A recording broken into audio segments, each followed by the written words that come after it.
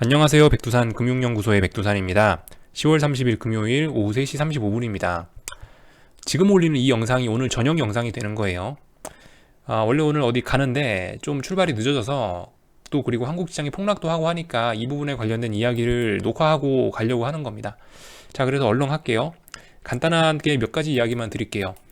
제가 오늘 오전 영상에서 드렸어야 되는 말씀인데 그 오전 영상에서 깜빡한 얘기를 커뮤니티에 글로 남겼습니다.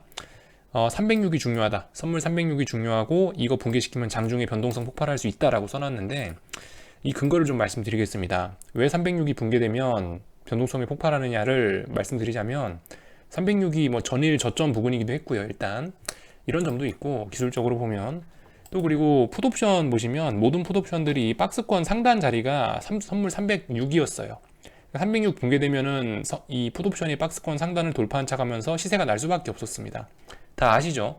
박스권 상단 돌파 안착하면 뭐다? 위쪽으로 시세가 새롭게 시작된다. 다 아시죠? 기본적인 원칙. 그리고 동시에 같은 시간에 이 한국 변동성 지수인데요. 얘가 27 부근에서 왔다 갔다 하더라고요. 306에서. 그러니까 뭐예요? 다 어떤 중요한 옵션들이 다 중요한 자리에 걸려 있었죠. 그 자리가 딱 공교롭게 306, 어제 전일 저점 자리이기도 했고. 근데 그게 이제 한 12시쯤 돼서 슬슬 넘어가니까 이제 다 같이 이렇게 폭등을 했다. 풋옵션과 변동성이 폭발하고 콜옵션은 사망하고 이런 일들이 일어난 겁니다. 오늘 조금 독특했던 점은 어떤 중요한 자리는 보통 요란하게 깨거든요. 306이 굉장히 중요했으니까 예를 들면 호가창이 굉장히 빨리 움직인다든가 거래량이 터진다든가 장대 음봉이 나온다든가 하는 식으로 해서 장중에 굉장히 분봉상 시끄럽게 움직이는데 오늘은 좀 그렇진 않았던 것 같아요. 굉장히 차분하게 마치 고급 세단 느낌으로 나 조용히 깰 겁니다. 나 깼나? 봐봐라 깼지? 봐봐 깼잖아. 이런 식으로 좀 조용한 이런 느낌으로 깨더라고요. 아무튼 뭐 그런 건 별로 중요한 게 아니고 그래서 뭐 깼습니다. 그 코스닥 같은 경우는 지금 보시면 이건 넥라인 붕괴라고 일단 보긴 봐야 될 것 같아요. 선물은 안 깼어요. 선물은 아직 안 깼는데 코스닥 레버리지가 좀 더 인버스 매매하는 데는 정확한 것 같아요. 그래서 얘 기준으로 말씀드리면 깬 겁니다. 580원이기 때문에 깼어요. 붕괴 안착했습니다. 근데 여기서 우리가 한번 좀 생각을 해볼 만한 게 있다라는 겁니다. 솔직히 깨긴 깼는데 우리 한 번쯤 의심을 해봅시다. 뭔 얘기를 드리고 싶냐면요. 지금 보시면 넥라인 굉장히 중요한 지지선이죠. 이거 지지선을 오늘 좀 힘을 좀 주면서 뺐죠. 그죠? 코스닥 레버리지가 7% 하락했어요. 이 정도면 조금 그죠? 당일 낙폭치고는 좀 큰 거죠. 이런 점들 생각해 보실 필요가 있겠고 코스피 선물 보시면 지금 제가 선을 지워놨는데 어디 자리냐면 대충 300이에요. 300 대충 300이라고 할게요. 선물 300이 굉장히 중요한 자리예요. 여기서 한번 지지했고 여기서 한번 지지했기 때문에 굉장히 중요한 지지선인데 이거 무거운 지지선이잖아요. 이거 붕괴되려면 어떻게 해야 되겠어요? 힘을 모아가면서 차분하게 깨야 되는데 이거 너무 그러니까 그 멀리 뛰기를 해야 되는데 너무 뒤에서 뛴 거예요. 이런 표현이 맞으려나? 예를 들어서 여기를 넘어가야 돼요. 여기 아주 높은 벽이 있다. 아주 높은 벽이 있다 칩시다. 난 점프력이 안 좋으니까 바로 이 벽 밑에서 뛰어야지 이렇게 넘어갈 수 있다고요. 근데 뭐예요? 약간 여기서 점프한 기분. 여기서 점프하면 어떻게 돼요? 못 넘어가고 걸리겠죠? 약간 좀 이런 기분이 듭니다. 이해가 좀 되셨나 모르겠네요. 근데 아마 그죠?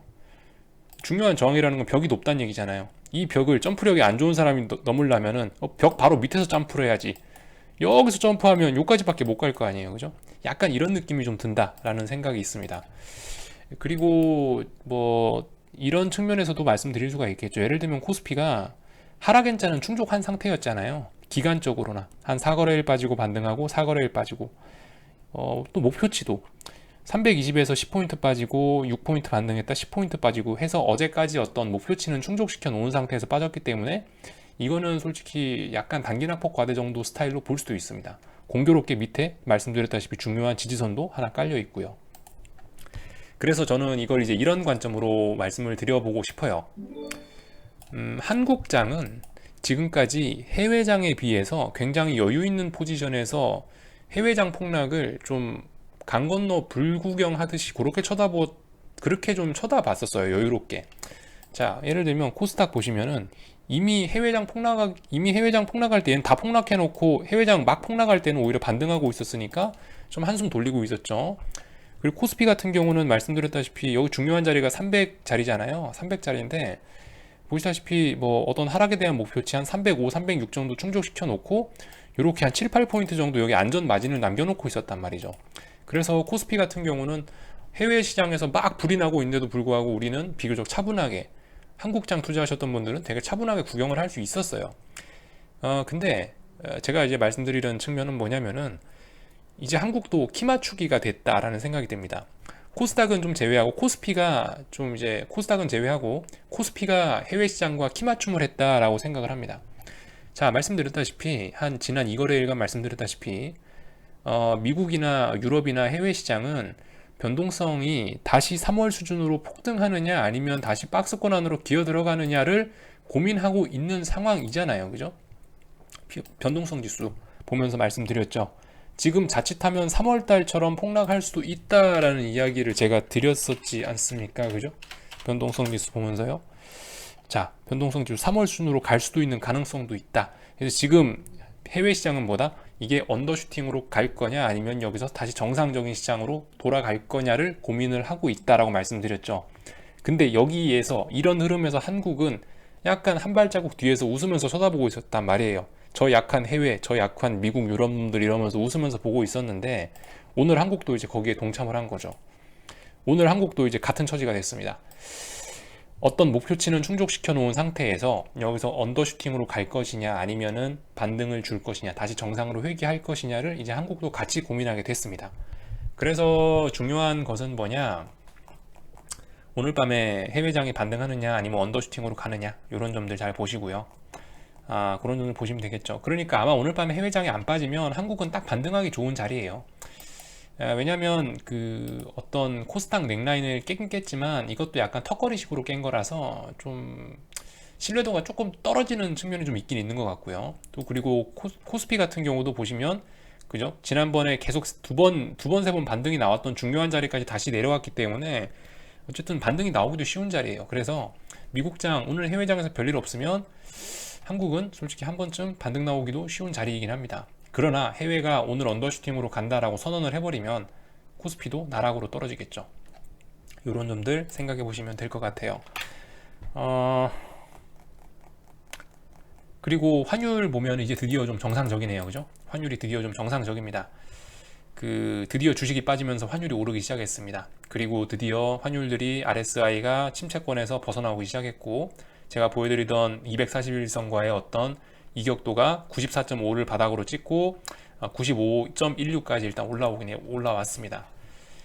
이런 부분 잘 보셔야 될 것 같아요. 그래서 아무튼 지금 단기적으로는 조금 아리까리한 이런 모습, 언더슈팅으로 갈지 아니면 여기서 반등 줄지 뭐 아리까리한 모습입니다. 참고로 상승을 보고 싶다 하시는 분들께는 오히려 오늘 밤에 폭락하고 코스피 코스닥이 언더슈팅으로 가는 게 나아요.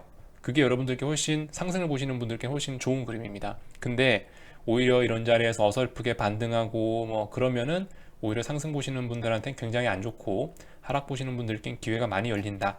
왜 그러냐? 큰 그림 보시자는 거죠. 큰 그림. 예를 들면 환율 보세요. 환율 같은 거 지나치게 원화 강세가 너무 많이 쏟아져 나왔다. 주식이 여기서 더 오르고 싶으면 더 원화 강세로 쏘아 붙여야 되는데 뭐 어떤 지표들이나 경제 상황을 말씀드리면서 추가적인 원화 강세는 어려울 것 같지 않냐라고 말씀드렸고요. 또 그리고 뭐 다양한 측면들, 예를 들면 주식시장이 경제 상황에 비해서 지난 6개월간 너무 쇼를 한 것도 있고, 세상에 오버슈팅을 6월달, 8월달 두 번이나 했죠. 이런 점들도 있고, 또 뭐 주식을 매수했던 주체가 외국인은 주구장창 팔고 그거 다 개인이 받지 않았냐, 그렇기 때문에 시장 상황이 별로 좋지 않다라고 이야기하는 것도 있고, 어쨌든 뭐 다양한 측면에서 일단 그런 말씀 드릴 수가 있겠는데, 자, 아무튼 오늘 이렇게 음봉이 나와갖고 이제 좀 보셔야 될 거는, 아무튼 이 코스피 고점이 계속 낮아진다, 고점이 계속 드라마틱하게 낮아지고 있다, 이런 점들 좀 잘 보시면 될 것 같고요. 코스닥도 위험하다, 그죠? 코스닥도 어쨌든 하락 추세를 계속 극복하지 못하고 요 안에서 놀기 때문에 굉장히 주의해야 된다, 뭐 이런 말씀 정도 드릴 수가 있겠네요. 네, 그래서 오늘은 아무튼 요 정도까지만 말씀을 드릴게요. 그래서 오늘 해외장이 지금 상황은 솔직히 잘 모릅니다. 이게 계속 한밤중까지 이어질지 아니면 반등이 나올지 모르겠고, 다만 이제 오늘 밤에 미국이 반등을 못한다면 코스피는 약간 좀 언더슈팅 끼로 갈 가능성이 있겠죠. 요 정도 생각하시면은 대충 될 것 같습니다. 여기까지 할게요. 궁금한 거는 리플 남겨주시고요. 예. 오늘 저녁 영상은 없습니다. 주말들 잘 보내시고 오늘 밤에 혹시나 미국에 뭔 일 있으면 그 커뮤니티에 글 쓰도록 하겠습니다. 여기까지 할게요.